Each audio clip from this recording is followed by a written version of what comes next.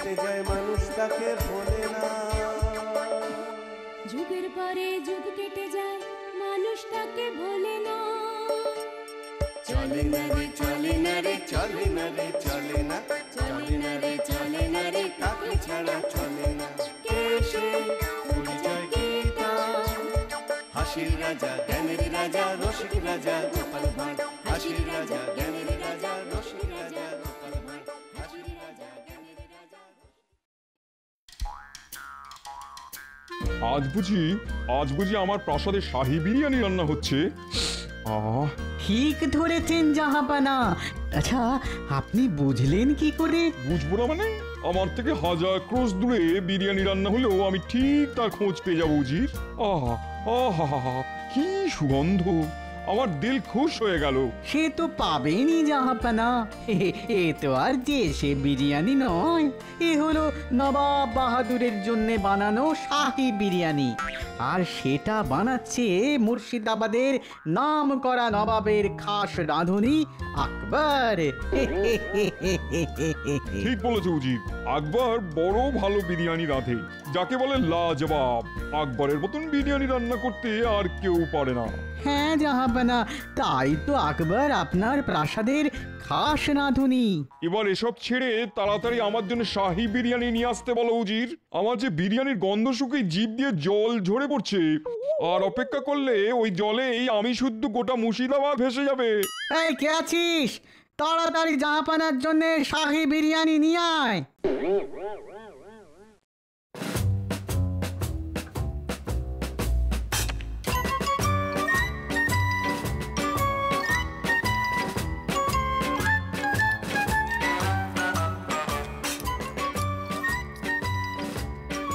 आह आह लाजवाब, क्या बात क्या बात क्या बात।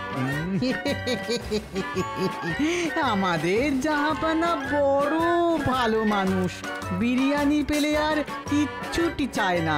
না না না না না না, তুমি ভুল জানো উজির। আমার বিরিয়ানির সঙ্গে সঙ্গে কৃষ্ণচন্দ্রের কৃষ্ণনগর রাজ্যটাও চাই। যতদিন না কৃষ্ণচন্দ্রকে কারাগারে বন্দি করে কৃষ্ণনগর রাজ্যটা পুরোটা হাতে পাচ্ছি, ততদিন আমি শান্তিতে ঘুমোতে পারবো না উজি। বিরিয়ানির দিকে তাকিয়ে আমার মাথায় একটা বুদ্ধি খেলে গেছে উজির। এক্ষুনি আকবরকে ডেকে পাঠাও, জলদি। এক্ষুনি যাচ্ছি জাহাপানা।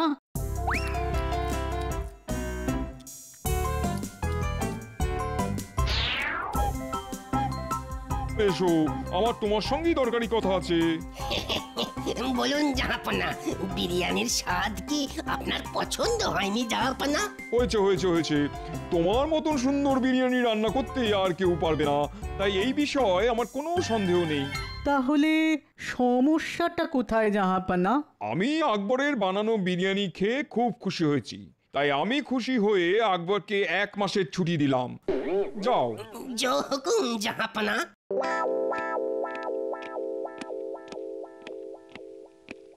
এ আপনি কি করলেন জাহাপানা? আকবর 1 মাসের ছুটিতে থাকলে আপনাকে শাহী বিরিয়ানি রান্না করে খাওয়াবে কে শুনি? সেটা তোমাকে ভাবতে হবে না উজি, সেটা ভাববে কৃষ্ণচন্দ্র। আমি আগামীকালই কৃষ্ণনগরে যাব। নয়, হ্যাঁ।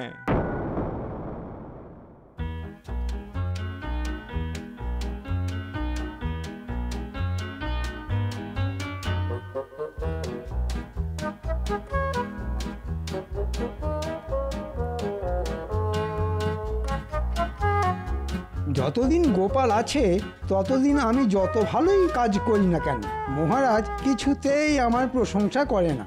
তাই প্রশংসা পেতে হলে আমাকে আগে গোপালকে রাস্তা থেকে সরাতে হবে।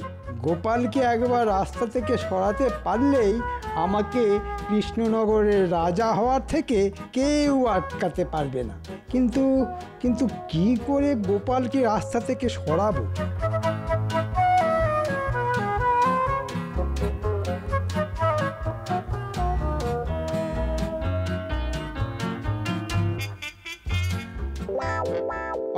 শয়তানের নাম নিতে না নিতেই শয়তান হাজির।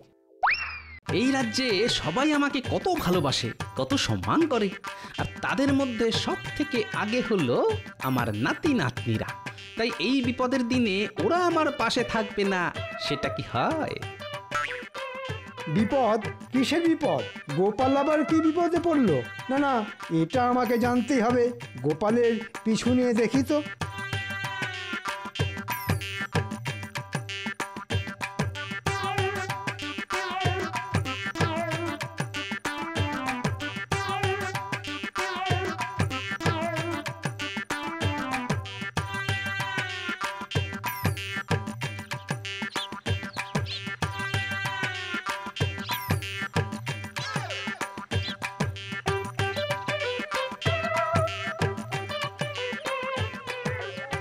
কিরে পুটি, কি করছিস? গোপালটা তো তুমি, আমি তো পুতুল নিয়ে খেলা করছি। তুমি খেলা করবে আমার সঙ্গে?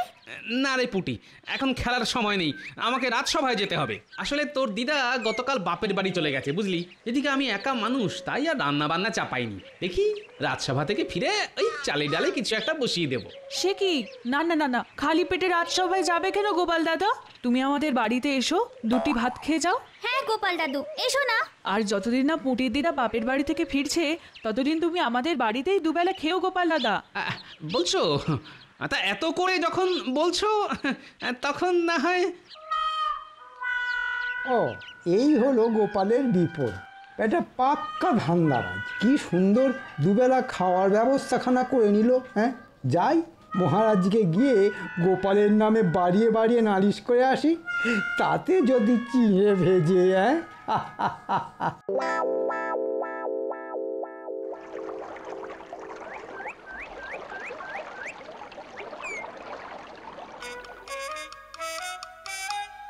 কি ব্যাপার?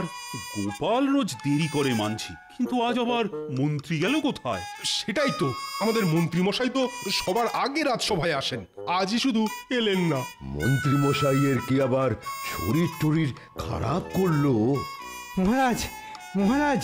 কি হলো মন্ত্রী, এতক্ষণ ছিলে কোথায়? সে কথাই তো বলতে এলাম মহারাজ।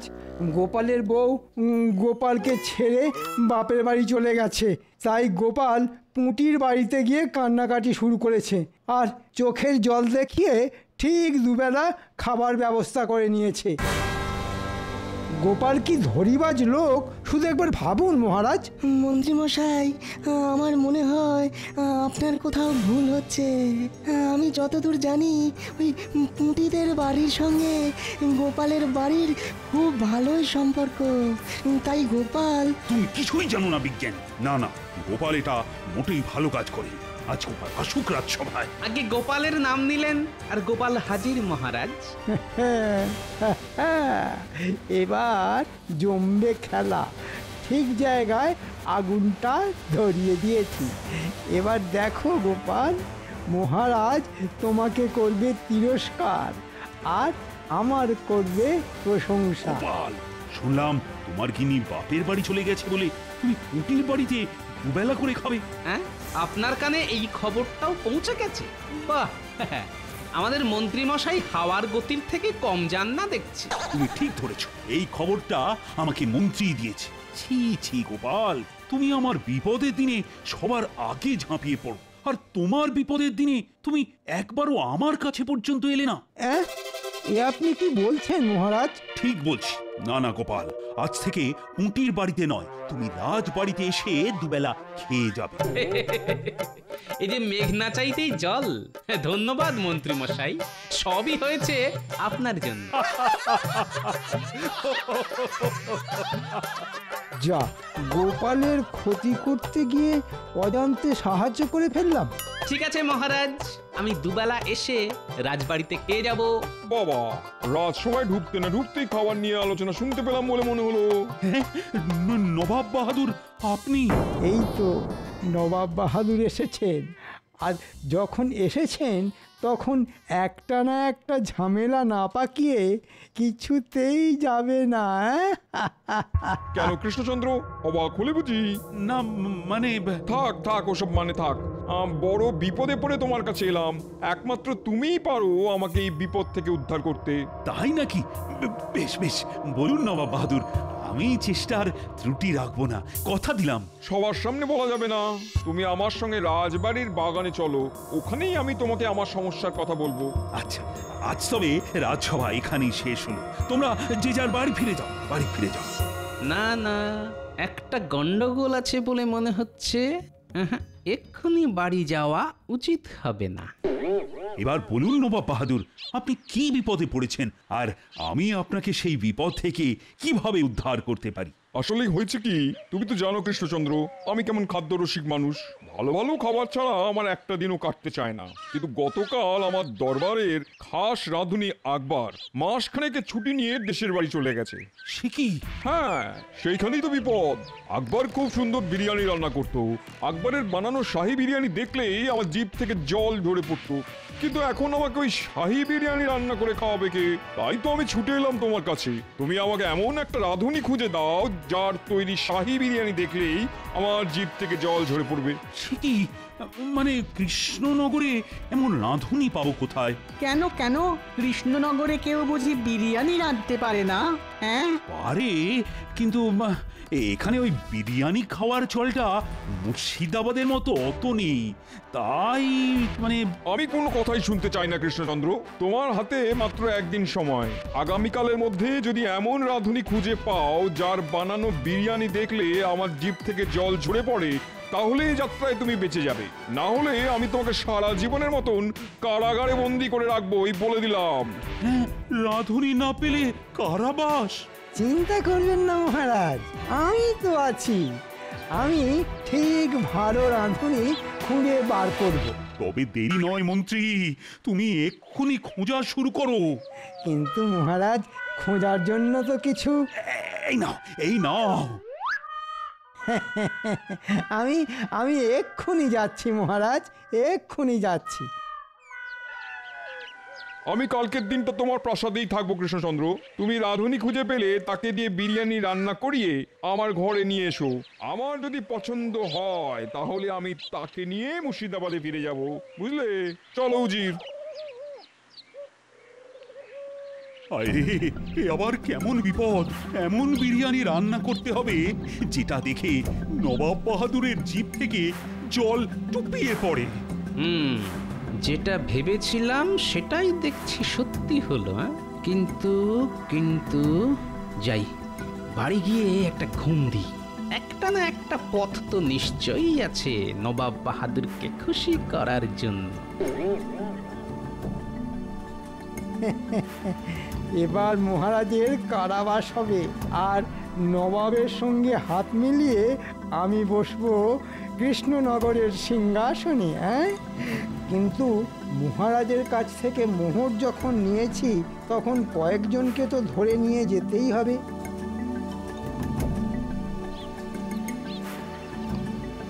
এই শোন শোন, এদিকায় এদিকায়। বলুন মন্ত্রী মশাই। তুই রান্না করতে পারিস? হ্যাঁ রান্না, হ্যাঁ তা পারি কোনো রকমে। বাহ, আর তুই?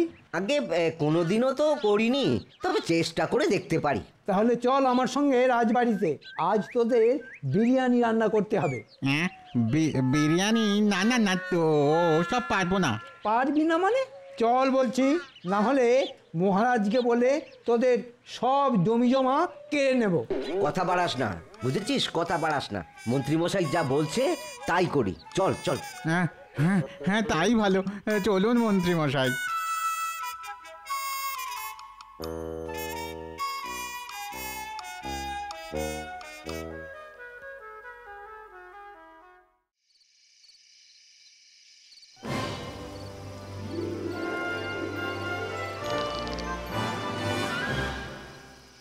আহা, জব্বর ফন্দি এঁটেছেন জাহাপানা আপনি।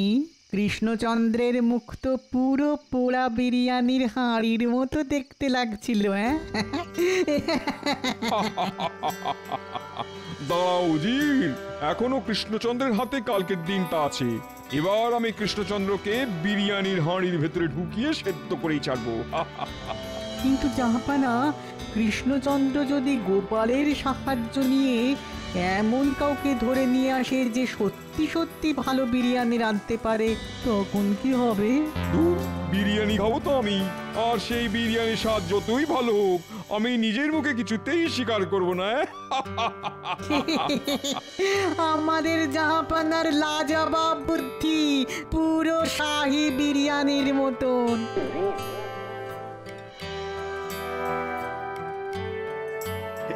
এই নিন নবাব বাহাদুর, আপনার জন্য বিরিয়ানি।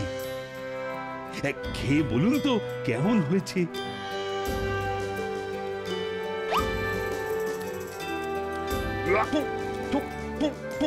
জঘন্য। হ্যাঁ, তাহলে একবার এই থালার বিরিয়ানিটা চেখে দেখুন।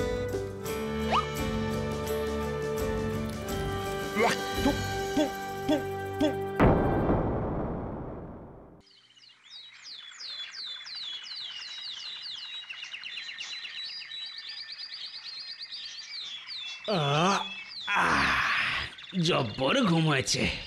গিন্নি, ও যা, এই দেখো, আমি তো ভুলেই গেছি যে গিন্নি বাড়িতে নেই। আহো, এদিকে খিদের চোটে পেটের নাড়ি ভুড়ি একেবারে চট পাকিয়ে যাচ্ছে। ঘুমের চোটে গতকাল রাতে না খেয়ে শুয়েছি তার উপর। যাই, এখনই একবার রাজবাড়িতে যাই। কি হলো? কি ভাবছেন তখন থেকে বলুন তো? রানী, ও রানী, এবার তো মনে হয় নবাব বাহাদুরের হাত থেকে আমার আর নিস্তার নেই। আমি খুব ভালোভাবেই বুঝেছি, যতই ভালো বিরিয়ানি রান্না করে নবাব বাহাদুরের সামনে হাজির করি না কেন, সেটা উনি খেয়ে কখনোই তার প্রশংসা করবেন না।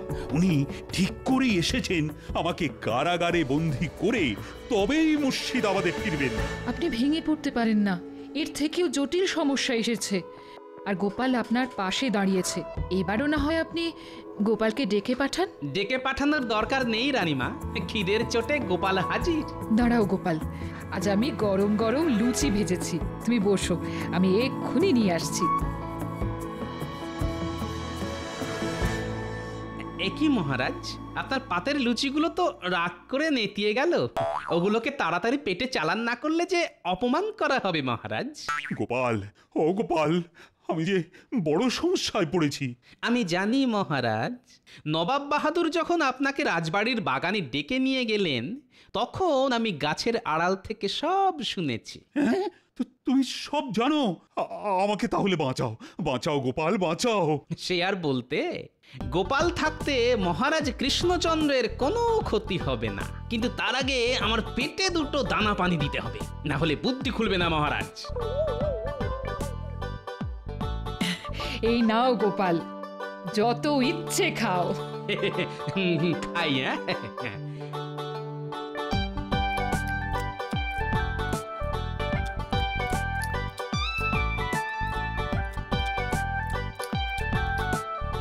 এবার পেট ভরেছে গোপাল?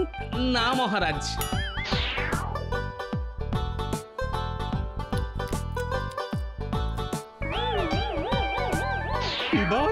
এইবার ভরেছে মহারাজ, আর নবাব বাহাদুরকে জব্দ করার বুদ্ধিও পেয়ে গেছি। হ্যাঁ, তুমি সত্যি পারো বটে গোপাল। পেটে খাবার পড়তে না পড়তেই বুদ্ধি মাথায় উঠে এলো। কি করব মহারাজ, খালি পেটে থাকলে বায়ু মাথায় ওঠে, আর ভর পেটে থাকলে বুদ্ধি। এটাই তো জগতের নিয়ম। বেশ বেশ, এবার এবার তোমার মাথায় কি বুদ্ধি এলো একটু খুলে বলো শুনি। বলবো না মহারাজ, রাঁধবো। আমি নিজে হাতে নবাব বাহাদুরের জন্য বিরিয়ানি রান্না করব। আমি রাজবাড়ির রান্নাঘরে গেলাম মহারাজ। আপনি শুধু প্রহরীদের দিয়ে আমার নাতি নাতনিদের কাছে একটা খবর পাঠিয়ে দিন। ওদের বলুন তাড়াতাড়ি এসে যেন ওরা একবার আমার সঙ্গে দেখা করে।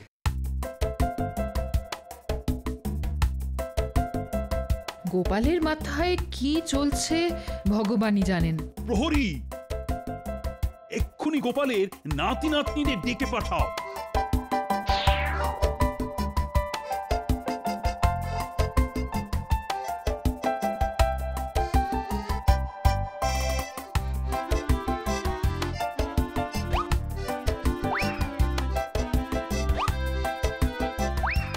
গোপাল দাদু, আমাদের ডেকেছ?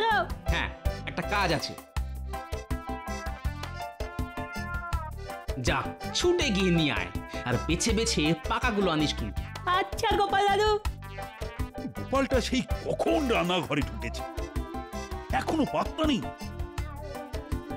মহারাজ, গোপাল কোনোদিন নিজের হাতে জল গড়িয়ে খায়নি। ও কি পারবে শাহী বিরিয়ানি রান্না করতে?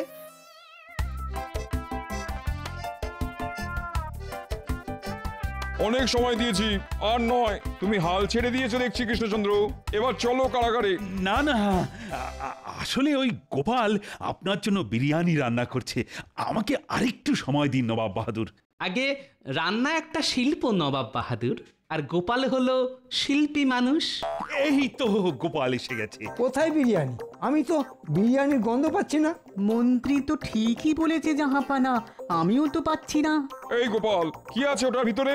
এতে আছে গোপালের বানানো শাহী বিরিয়ানি, যেটা দেখলে আপনার জিভ থেকে জল টুপিয়ে পড়বে। এই দেখুন। এটা কি? এটা হলো তেঁতুল বিরিয়ানি। হ্যাঁ, পাকা পাকা টক টক তেঁতুল। আমার সঙ্গে মস্করা করা হচ্ছে? গোপাল আর কৃষ্ণচন্দ্র দুজনকেই কারাগারে ঢোকাও। ঠিক বলেছেন নবাব বাহাদুর, আজ থেকে আমি আপনার দলে। দাঁড়ান নবাব বাহাদুর, আপনার শর্ত ছিল এমন বিরিয়ানি বানাতে হবে যেটা দেখে আপনার জিভ থেকে জল টুপিয়ে পড়ে। আর তেঁতুল দেখার পর আপনার জিভ থেকে তো জল টুপিয়েই যাচ্ছে, টুপিয়েই যাচ্ছে। ওই দেখুন দেখুন। হ্যাঁ, তাই তো, তাই তো। সাবাস সাবাস গোপাল, সাবাস। এই না হলে গোপাল ভাঁড়। যা, কেন যে নবাবের দলে যেতে গেলাম। এইবারও গোপাল মহারাজকে বাঁচিয়ে দিল। আপনি হেরে গেছেন জাহাপানা, এখানে থেকে আর লাভ নেই, চলুন। আমিও যাই। এত তাড়া কিসের? যাওয়ার আগে আমার বানানো শাহী বিরিয়ানিটা খেয়ে যান। মন্ত্রী, এবার তুমি কোথায় পালাবে?